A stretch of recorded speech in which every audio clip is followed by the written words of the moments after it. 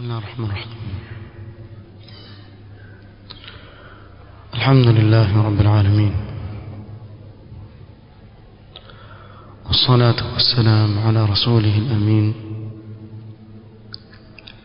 محمد صلى الله عليه وعلى آله وصحبه أجمعين، أما بعد.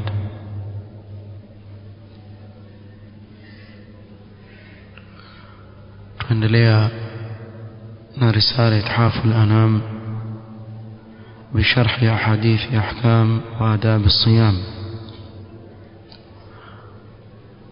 tulifikia katika الفصل الثاني في وجوب صيام رمضان ومقوماته. الحديث الأول في وجوب الصيام وشيء من حكمه. hadithi ya kwanza katika fasli hii ya pili tuzungumzia wajibu wa saumu, na pia tutataja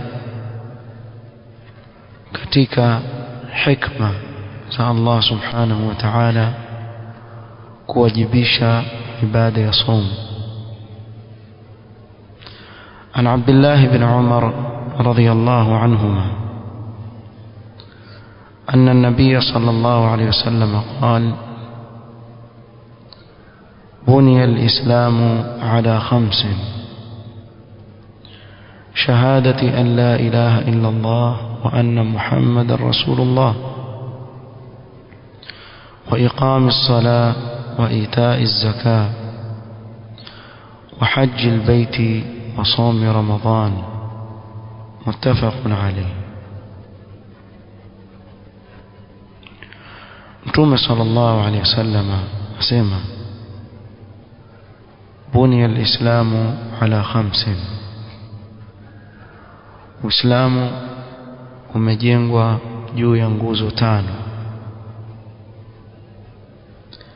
akataja shahada la ilaha illa Allah wa anna Muhammadar Rasulullah, وإقام الصلاة. إقام الصلاة أن يأتي بها الإنسان في أوقاتها متمما شروطها وأركانها وواجباتها. kuisimamisha sala ni mtu kuitekeleza ile sala kwa wakati wake, akiwa ni mwenye kutimiza masharti yake na nguzo zake na yaliyowajibu katika swala yake, mukammilan dhalika bimustahabbatiha, na ikamilishe ile swala kwa vile vinavyopendekezwa kuvifanya katika swala. qala wa ita'i az-zakah wa huwa i'ta'u الزكاة لمستحقها، kuitoa zaka kwa wale wanaostahili. والزكاة في القسط من مالك الذي أوجبه الله عليك في الذهب والفضة والنقد وعروض التجارة والخارج من الأرض وبهيمة الأنعام، فيجب أن تعطي الزكاة هذه لمستحقها، وقد بين الله المستحقين.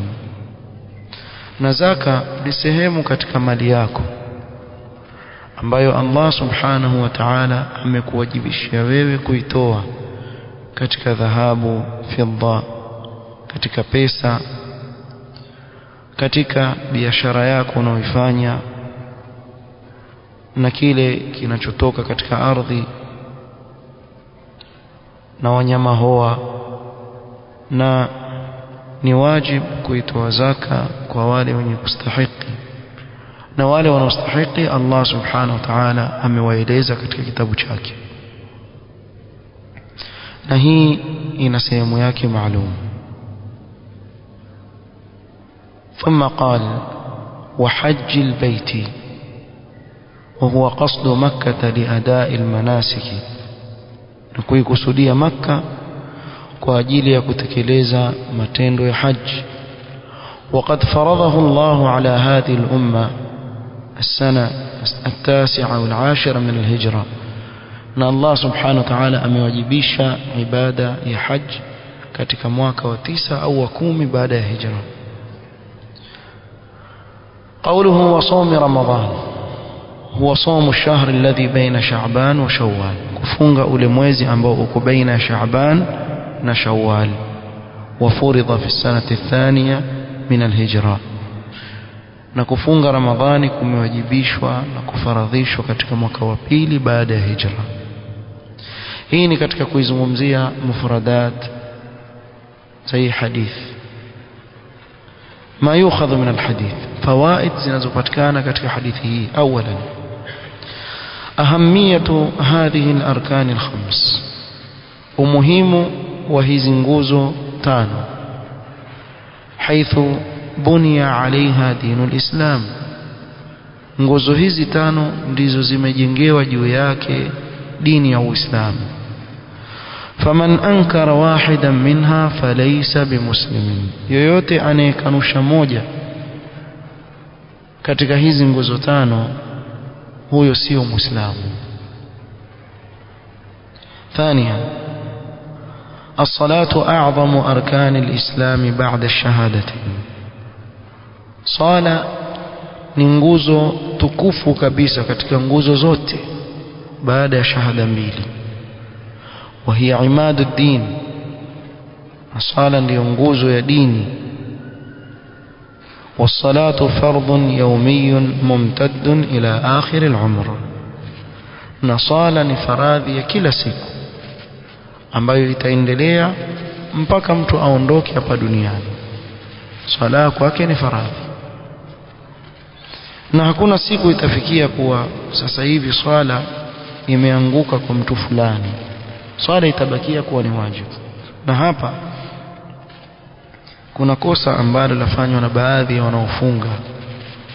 Kamkuta mtu atekeleza nguzo ambayo ni baada ya swala, na ile nguzo ya swala hajaitekeleza, bimaana haswali hata swala moja, lakini afunga yeye.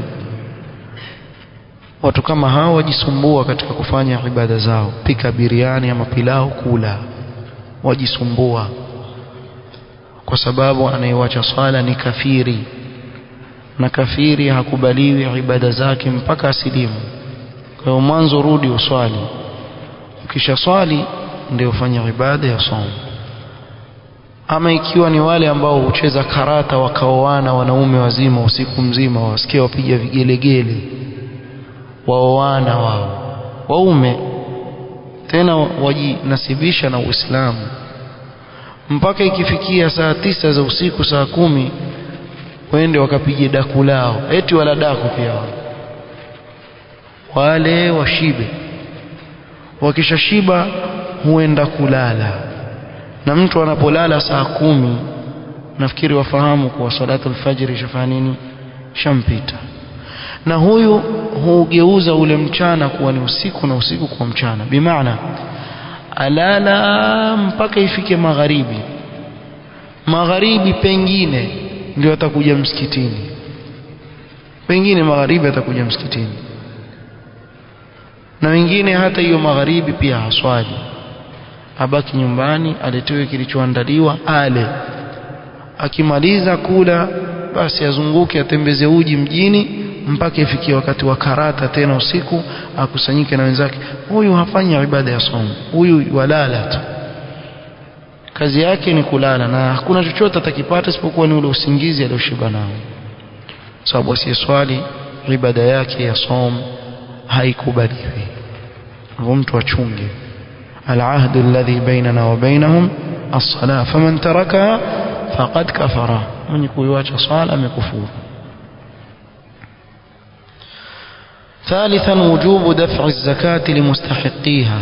واجب وكتوى زكاة kwa wale wanaostahili kupewa zaka. رابعا katika hii hadithi pia tupata wujubu saumi Ramadhan wa annahu ruknun min arkani al-Islam. wajibu wa kufunga mwezi wa Ramadhani, na kuwa mwezi wa Ramadhani kufunga ni nguzo katika nguzo za Uislamu.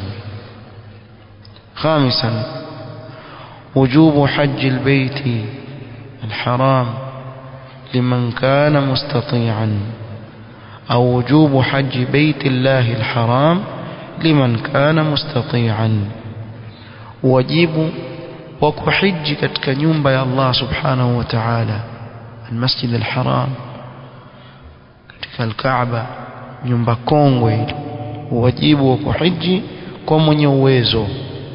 Sadisan, alislamu dinun kamilun la yaqbalu ziyada wala nuqsan, Uislamu ni dini iliyokamilika, haikubali ziada wala haikubali kuipunguza. Kwa nini? Faqad buniya waktamala albina, imejengwa na jengo lake likakamilika. Buniya alislamu, Uislamu ushajengwa ukakamilika. Sasa usije wewe ukataka kuongeza au kupunguza, utaharibu lile jengo lishakamilika. Allah subhanahu wa ta'ala amelikamilisha.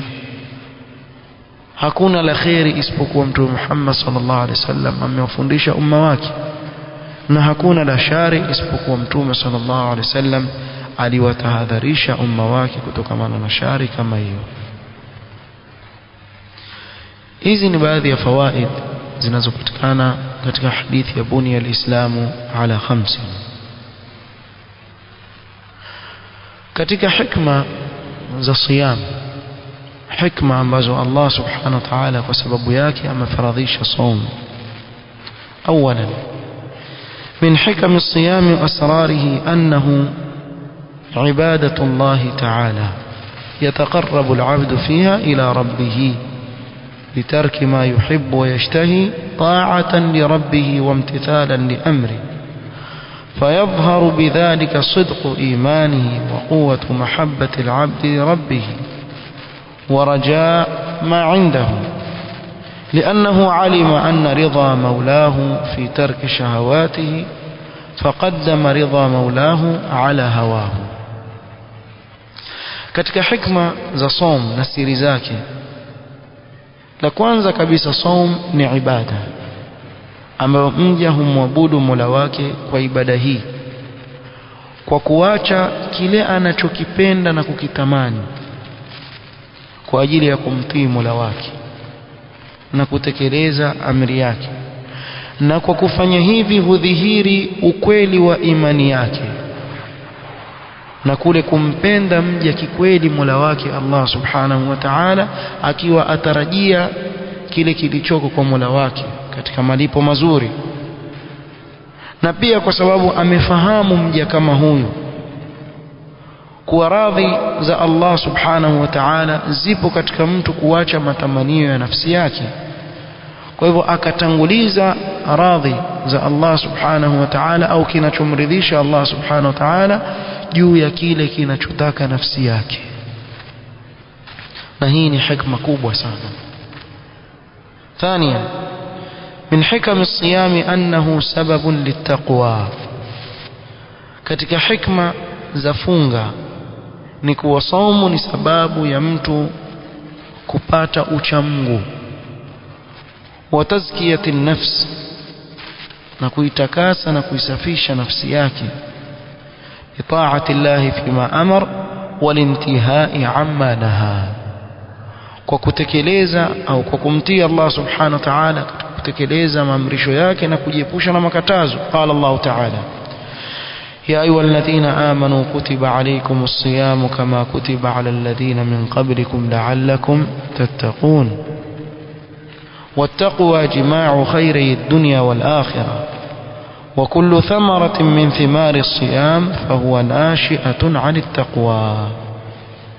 الله سبحانه وتعالى awaambia waumini kuwa amewafaradhishia saum kama alivyowafaradhishia waliokuwa kabla yao, ili wapate kumcha Allah subhanahu wa ta'ala.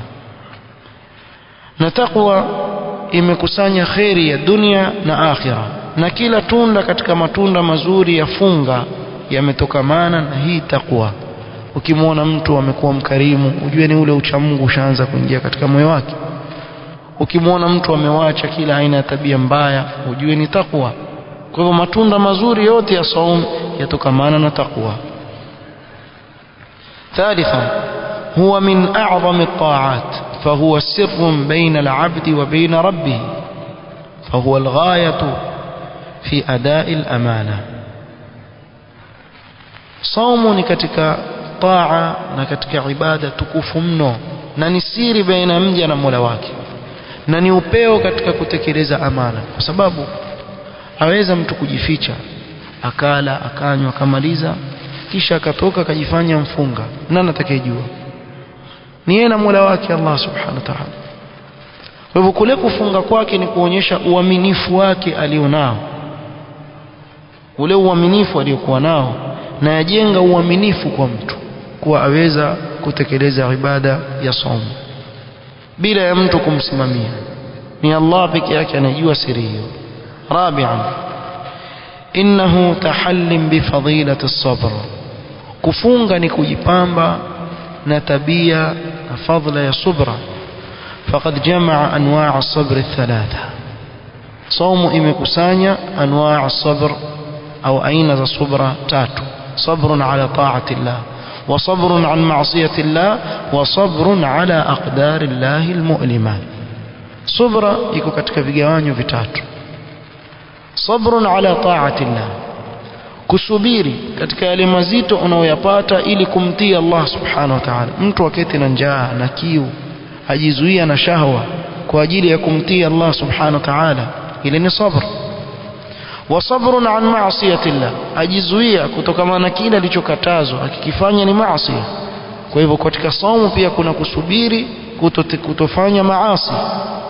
Wa sabrun ala aqdari Allah almu'lima, bila shaka saum ni qadar Allah amekadiria kaunan na shar'an.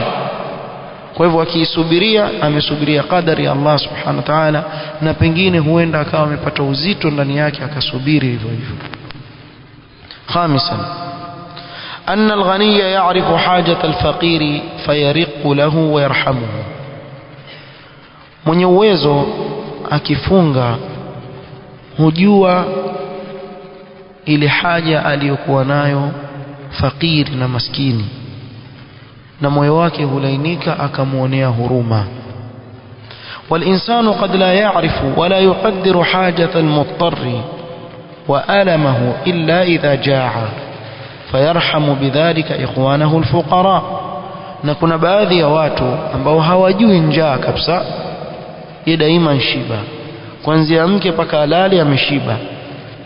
Yani kwa siku kuna watu hula kama mara 5 asubuhi futur, kisha chai ya saa 4, kisha ghada, kisha chai ya saa 10. Usifikirie ni chai ati maziwa tu, ni chai, biskuti, sambusa, sijui kalmati nini hivyo yani.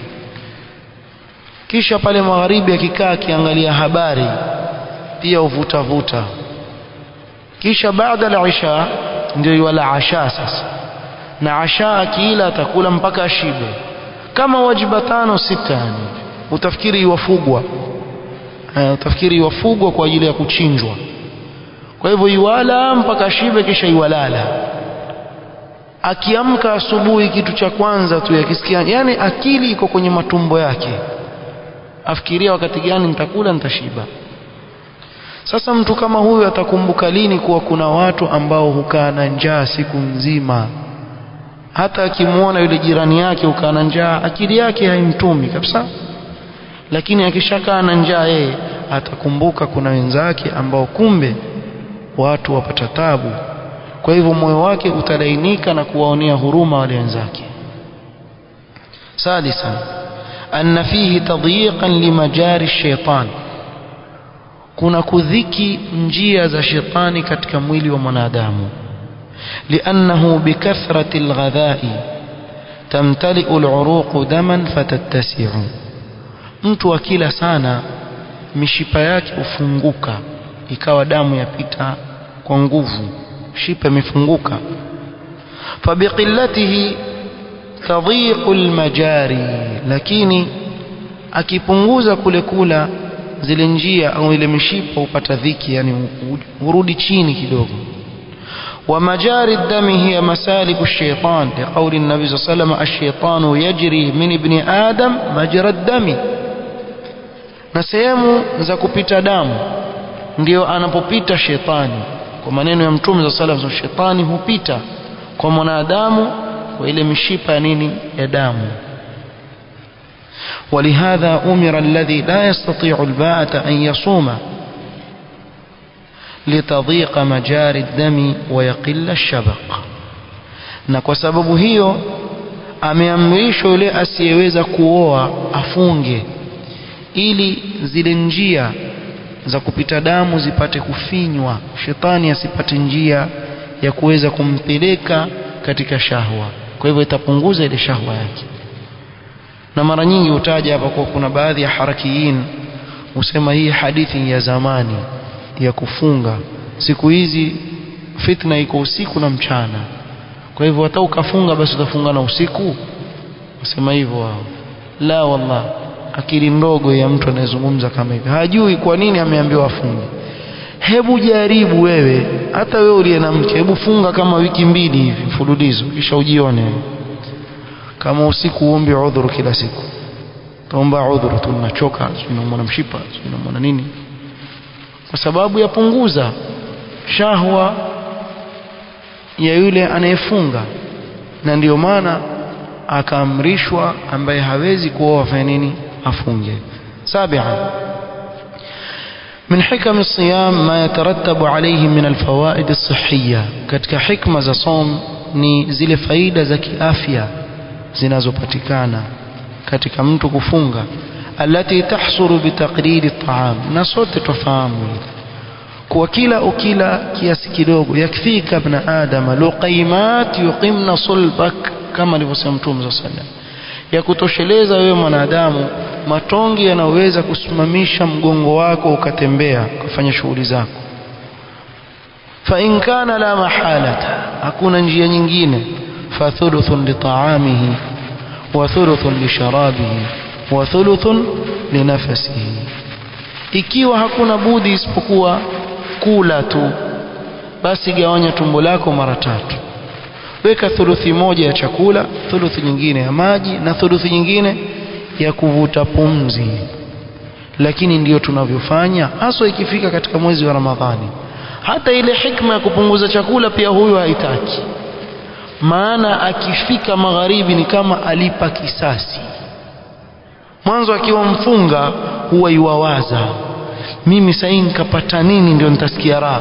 mke wangu pika sambusa, akitoka kirudi mke wangu ongeza katlesi, akitoka hivi akirudi na viazi vya mtuzi, akitoka kirudi chapati na mahamri yote 2 na tamu, jua anaandaa hapa.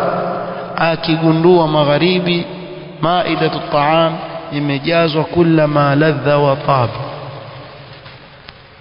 sasa hapa anza kupiga mahesabu. mmemwambia mwenyewe nisipogusa hiki atafanya nini, atakasirika, nisiposhika hii atakasirika. kwa hivyo piga sambusa 10, katlesi 5, kababu 5, sijui nini kadha, sahani nzima ya viazi vya mchuzi, huko piga chapati kama 7 hivi na maharagwe sijui na nini na nini. huyo ataswali tena tarawih mpaka ashikwe mkono mwanzo yanudiwe, babake fulani amka, ndio ende akaoshe mkono mwanzo. akimaliza salatu tarawih mwanzo uliza msikiti gani saa robo kabla hajenda. ikiwa hadha yani ahsan wahid yataka kwenda kweli wewe, kwa hivyo atatafuta msikiti ambao mara moja mashaallah ufanya nini, humaliza. na ikiwa ataswali katika msikiti wanaoswali pengine juzu moja tu katika salatu tarawih, basi labda atafute kiti akae, lakini kwa kusimama huyo imamu atamtambua baada ya swala. Bwana mbona msoma pole pole bwana nyinyi, alafu misikiti mingine siku hizi mpunguza bwana, fanya nusu juzuu, na nyinyi pia punguzeni, wajua watu wachoka. tafuta misikiti ya saa robo, nenda karuke mpaka utapike. Unajua kuna misikiti wa inamo kienuka ukishtuka umpanda harga, ya harga kiungulia kile kimpanda, koo imejaa chakula mpaka umu kwa vile watu wanavyokula. Sasa huyu hata akifunga ni kama vile siku za kawaida, usiku huwa mtu hadi sana, mchana iwala. Yeye ameugeuza ule usiku ndio wakati wa kula. Huyu hajarejea baada salati tarawih, amekiwa shurba, yenda kunwa tena. Akimaliza kula eti asimama daku kapikiwa biriani ama pilau. Sasa jamani, hilo tumbo kweli mpumzika hapa? Kwa hivyo hikma ya saumu ni kupumzisha lile tumbo. Kawa utapumzisha kule kula, lile tumbo angalau pia lipate raha na ijaza katika mwezi mmoja mwaka mzima. Kumalizia, anna al-ghaliba ala as-saimin at-tafarrugh lil-ibada, mara nyingi waliofunga utafarraq kwa ajili ya ibada. ولهذا تجد الإنسان حال الصيام تزداد عباداته. kimwangalia mtu aliyefunga mara nyingi katika mwezi wa Ramadhani, zile ibada zake huwa nyingi. illa al-ghafil, isipokuwa mtu ambaye yuko katika ghafla. fa inna lil-ghafili sha'nun akhar, mtu mwenye ghafla huwa ana mambo yake kando.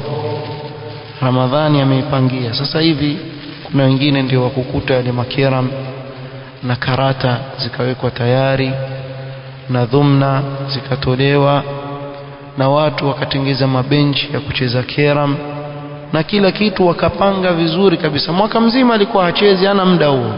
Kikifika Ramadhani wasema tunataka kuua time. Huyu ndugu yangu wajiua mwenyewe na utajuta kwa ule wakati unaopoteza. Kwa hivyo huyu ana mambo yake kando tu ya wate, ghafil, hajali yeye kwa wakati wake aupoteza katika mwezi wa Ramadhani. Na wengine hufurahi. Kuna siku moja nakumbuka namsikia mmoja, Ramadhani imefika nusu, Ramadhani ya 15, amwambia mwenzake zishapita 15, twateremka tu zilobaki hizi kwisha. Tena furahi yani, kwisha, shamalizana nayo. Yani ni kama arihna minha, hashukuru kuwa katika mwezi wa Ramadhani, ndani ya mwezi wa ibada, ndani ya mwezi wa saum, ndani ya mwezi wa qiyam na tilawat al-Qur'an. Au naraa twateremka, asema kwisha. Na likifika 10 la mwisho ndio wengi ghafla huwazidia, ukawaona wako mbali na ibada. Wallahu musta'an. kwa faida hizi, falihadhi alfawaid wa lighairiha mimma lam nadhkuruhu awjaba Allahu siyama ala alibad. Kwa hikma hizi tulizozitaja na nyingine ambazo tukuzitaja, Allah subhanahu wa ta'ala amewajibisha kufunga. فالصيام عبادة جليلة جمعت خصال الخير كله. صوم ni ibada tukufu iliyokusanya ndani yake kila aina ya mambo ya khairi, wastabadat khisal ash-sharri kullaha, kuweka mbali mambo ya shari yote. wa ijabu siyam laysa khasan li hadhihi al-umma, na wajibu wa saum si khasa kwa umma huu, bal فرضه الله وأوجبه الله على الأمم السابقة. الله أمواجبش صوم pia katika umma waliopita. قال تعالى يا أيها الذين آمنوا كتب عليكم الصيام كما كتب على الذين من قبلكم لعلكم تتقون.